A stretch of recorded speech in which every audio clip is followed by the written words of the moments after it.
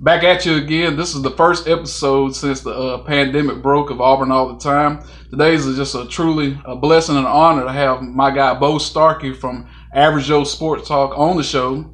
He's really how I got started. He motivated me to get the show started by me coming on doing the SEC preview shows, doing the Auburn piece for him. So with that being said, like I said, this is the first show since the pandemic broke because there's really not been a whole lot to talk about in the last 3 months.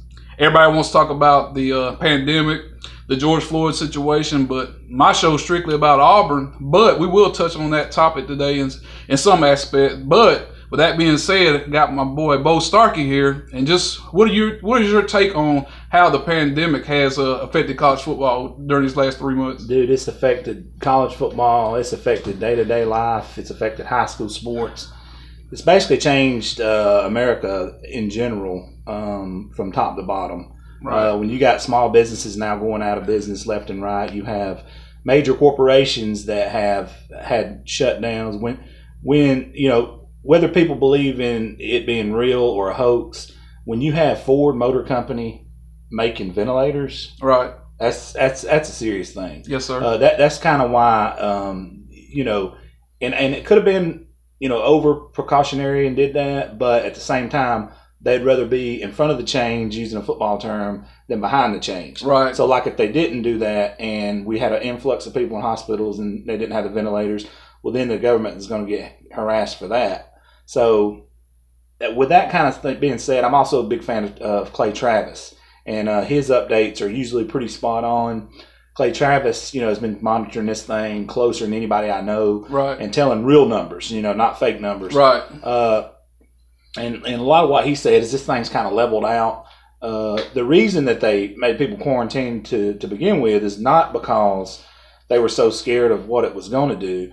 They knew that people was going to get sick and go to the hospital on it, but they wanted to not have the hospitals overran. Right. So if they could get the number to drop down, and then they have, you know, people still steady stream coming in, they couldn't handle that initial burst. Right. That was the reason for the quarantine and shutting everything down, which I'm all for it. We're over that hump and that original, you know, rise. So with that being said, it's time to when is everything going to get back to normal? We're in that stage now, and you know, when the George thing went down and everybody started coming out and the protests and the riots and things, it let me know that I don't think they took it as serious, or it wouldn't be pushed no more, because you know they're talking about social distance and staying in and all that kind of stuff.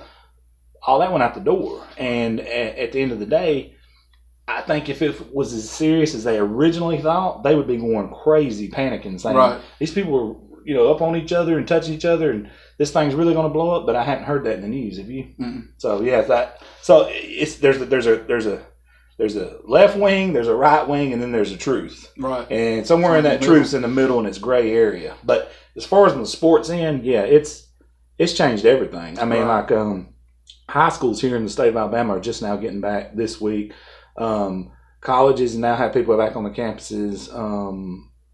I don't know, man. It's a different world, though. I know that. Yeah, I think, first of all, the SEC is mostly what we talk about and how it's going to affect the SEC. And it's like, I think they're going to come out. They're trying to pass, I think on June 17th, that little situation, a little bylaw where they can have 6 weeks, up to 6 weeks of practice heading into the season, depending on when you play your first game. And it's like, for Auburn, coming from Auburn's perspective, that's going to really, I mean, it's going to hamper Auburn just due to the fact that they're replacing pretty much their whole entire offensive line. And the spring is what they needed for the new offensive line to gel together. So they kind of, luckily for them, they do open up Alcorn State before they play North Carolina week 2. So hopefully that first game, you know, they can kind of work out some of the kinks. But the main thing is, you know, getting the players back on campus, getting them in some kind of game shape from being off for so long amount of time. So we'll touch on Auburn a little bit during this show, and it's like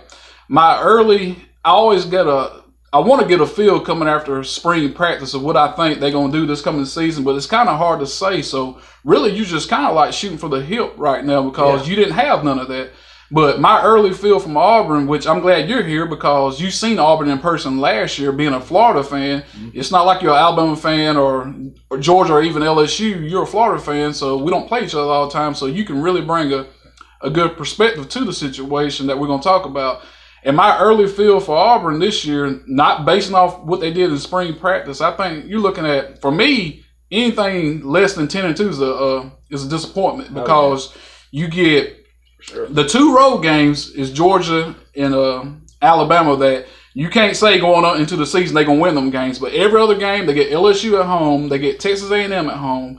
You got a whole serve at home. So anything less for me than 10-2 is, like I said, a disappointment.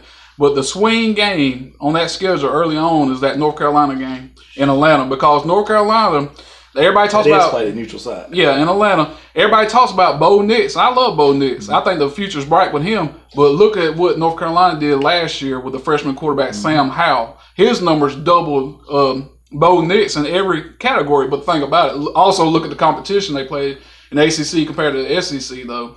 So with that being said, I just want your perspective on what you think about Bo Nix after seeing him last year against y'all and seeing him, which you followed him in his high school career, at Scottsboro, then when he transferred to Birmingham.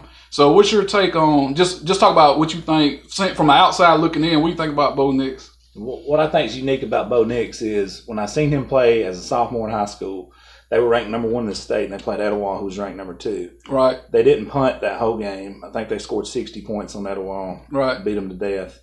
And he was a sophomore then. Right. And I was like, this dude is, I've never seen anything like this in a high school. Right. All right. So then I watched him playing back-to-back state championships. And then the last one I seen him play in was his last high school game. I actually watched that one in Auburn in the press box. A buddy of mine got me press box passes.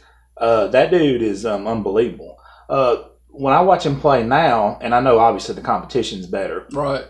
But when I watch him play now, it seems to me he's doing a little more thinking. He's not reacting. Mm-hmm. He's doing a little too much thinking. But it reminds me, and the Florida fans watching this will know what I'm talking about. It reminds me of Tebow when he was in the league. He looked like trash until the fourth quarter, and he had to go with the 2-minute offense. Right. When Nix is in that, he looks more comfortable, more fluent because that's what he grew up in. Right. With a year off, and I don't know how much they've got to throw and get timing routes down and stuff, with a year off to prepare, I think some of that's going to go away. Right. But the scary part is what you touched on first and foremost when you started talking about Auburn was that offensive line. Right. This can't be a duct taped. I mean, this can't be a plug and go. These guys has got to protect him first and foremost. I don't care if you had Joe Montana back there or Tom Brady. Right. If he ain't getting the protection, he's not gonna gel. But I think Bo Nix, talent-wise, is as good as anybody in the nation in college football. What I'm seeing from him right now is 100% between his ears. Right. It's all mental. Oh, yeah. Yeah. It's all mental. You would think going from your freshman year to your sophomore year, it'll slow down. The game will slow down some for him because they always say that you make your biggest improvement from your freshman year to your sophomore year, which is true. But with that being said, the play calling and the guys around you also have a lot to do with 100%. that. And the biggest thing that I know Auburn fans are worried about is Gus Malzahn and the play calling. I mean, this is the first time I can honestly say I feel good about it because of Chad Moore's hire.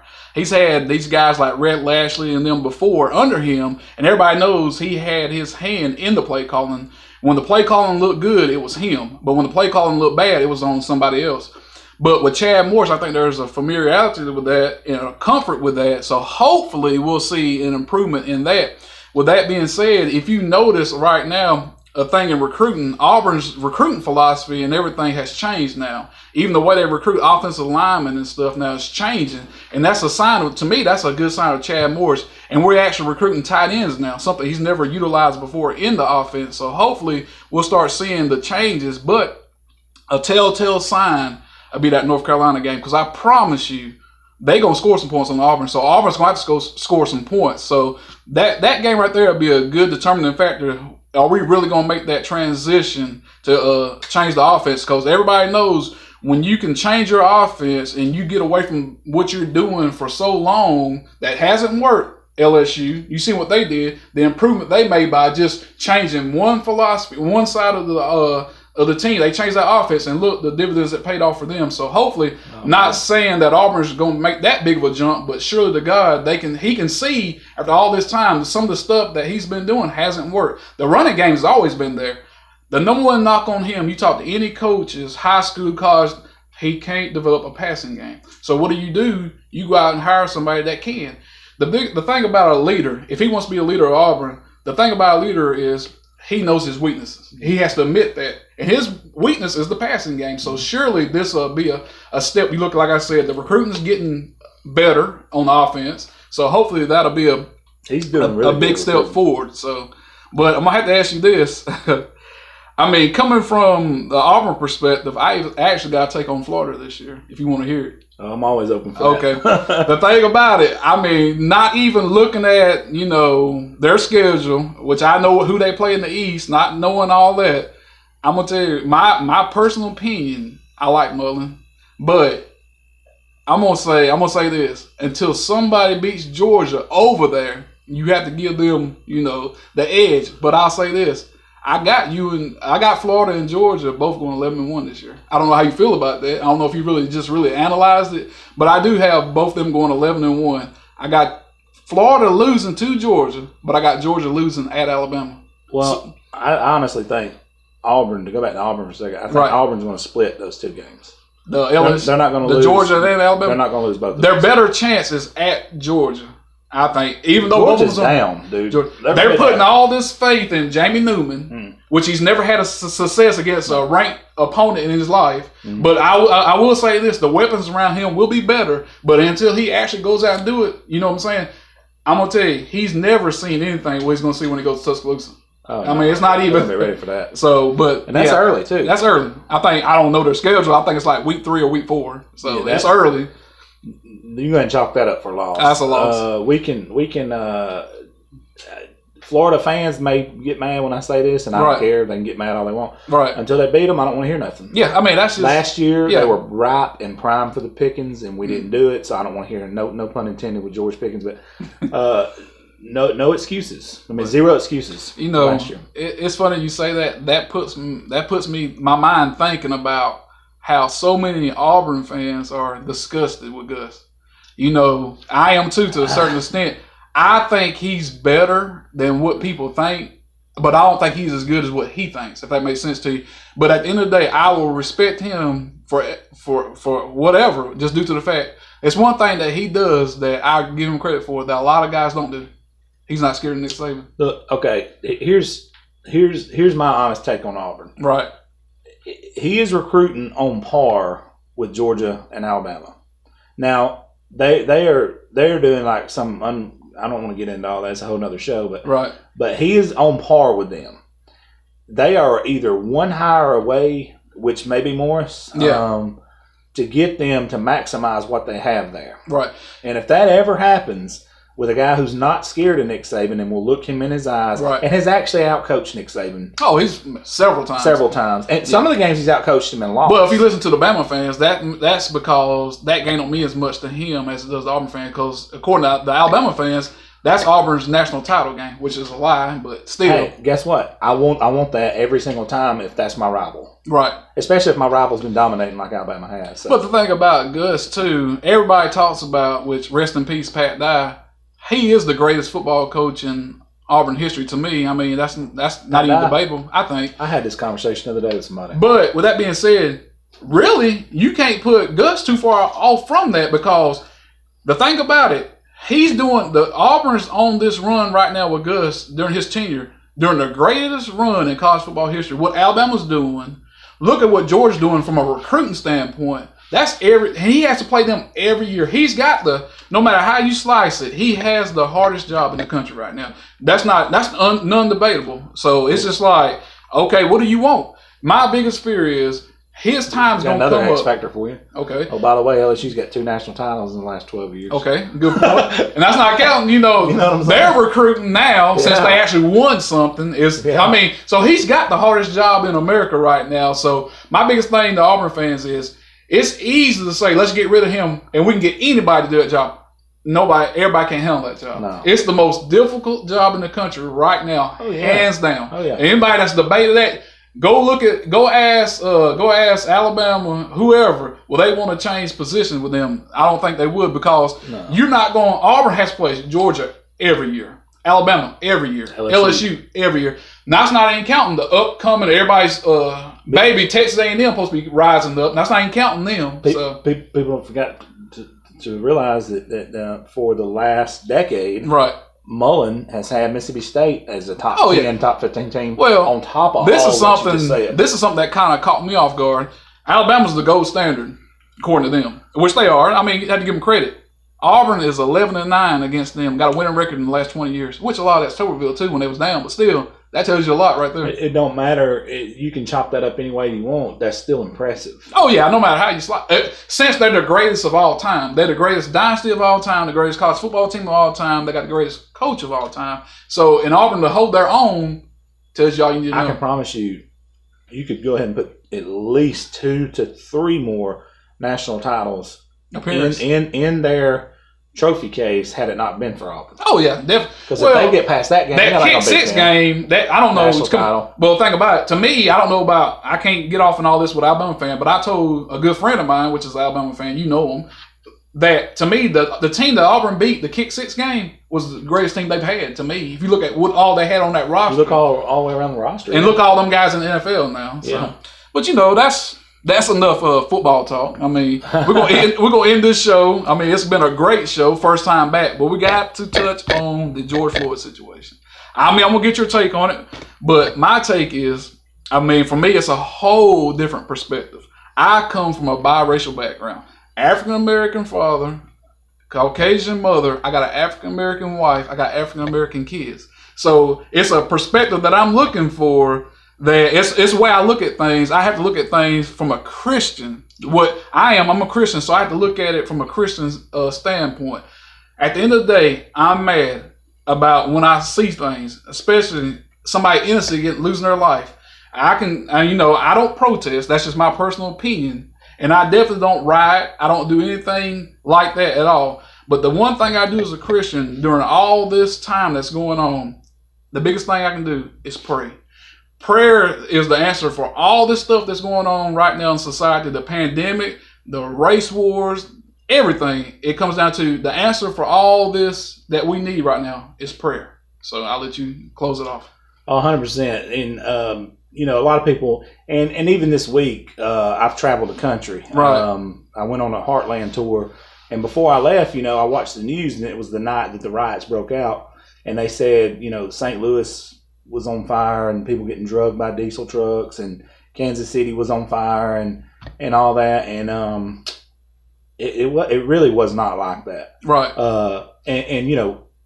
I see, as a white male, I see why people are rioting. Oh, yeah. I see why people's upset. I see why people are in the streets, because it's time and time and time again. You're seeing the same things happen, like the guy, what happened in Georgia. Right. It's the same thing. You got 3 white dudes, two white guys, armed white guys, who are not police officers. Right. I don't care. Everybody said, hey, he's snooping in the house. I don't care if he's snooping in the house. I don't care if he's got a TV in each arm running with it. It's not these neighbors' job to have shotguns hunting them like it's the Hunger Games. Oh, yeah. And Absolutely. then have their buddy filming it. They all three are guilty. That's what's crazy, yeah. Put them all in jail for murder. Right. Now, period. In the story. That's in the story. Let's go to the next story. Same thing with this. Dude, the man can't breathe. He's on the ground. This dude's got his neck. It's disgusting to watch. Right. I never watched it. I can't. He's got his knee in his neck. The dude's crying out to his mom. He's screaming, mama. Right. It's that bad. Right. And you're sitting there watching that and you're like, I mean, when's the breaking point? Well, we found it. Yeah. That's why I'm not mad at all. I understand the protest, and then a lot of people are like, well, why are they rioting? Well, they're rioting because they're sick of it. Sick of it. And at the end of the day, they don't trust cops. So that you need somebody to step in there that's going to blend this. And like Bruce said, prayer is the one thing that can mend these fences with everybody. I don't never believe in a situation where innocent people need to be hurt. Mm-hmm. Innocent people need to be, a victim of something that they didn't do. I don't care what color you are. Because at the end of the day, if we say this is a Christian nation, okay, if you're a Christian, if you're a Christian, you first of all, if you're a true Christian, you don't see color anyway. There ain't no black, white, and all that. Because at the end of the day, if we leave this earth and we go on to heaven, there's no color in heaven. Yeah. There's no color in the kingdom. So all these people that don't think racism and all that still exists to this day, 300 and 400 years later. Oh, racism still exists, but not only racism against blacks against whites, whites against black. There's racism against Mexicans, all creed. It don't matter what color you are. If you hate somebody because of the color of their skin, that's racism. If you don't feel comfortable around somebody because of the color of their skin, that's racism. I see it out here on the workforce. I see it. It goes on in every walk of life. All aspects. And until people bow down and say enough is enough, and like I said, prayer is the key through all this. Not violence, not hate, more hatred. You can't. The thing about it, if you attack violence with violence, you're going to get violence. More fire. But if you attack violence with some peace, you ain't got to lay down, but there's a better way of doing things, obviously.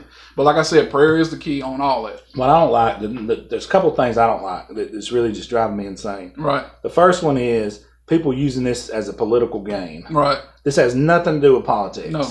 And to see people on both sides, whether it's a right wing, Republican or what they call left wing Democrat, to use it for some sort of gain is ridiculous. Right. This has nothing to do with that. What this has to do with is black males and black females not feeling comfortable in their own country. I can't go to the store and feel comfortable. Yeah. And anybody that don't realize that, if that don't come to them, and I have a little taste of that myself because I grew up in poverty. My mom didn't have a job from 1983 till I graduated. We lived off of food stamps and hand-me-downs from churches. Right. And to me, a lot of it has to do with poverty and seeing the world through those eyes. A lot of times, I was the minority in a lot of situations. When I'd go play basketball in the projects we lived in, I was the minority. So I know what it's like to be the minority in situations. Right. So I have a little bit better. I'm not saying I have the same perspective, but I have a little bit better understanding of what's going on. And I think that's what kind of helps me see the real true problem right here is, man, I just want to go to the store. Right. I don't want to be harassed by a cop just because of the way I look. I don't want to be pulled over. And if I do get pulled over, I don't want to be fearing for my life. Right. Absolutely. And then, like the young man in Georgia, dude, bro, if I got to worry about cops, now I got to worry about getting hunted down by just these two random guys and his buddy filming it? Right. No. I mean, there's got to be a breaking point. I think we found it. Here's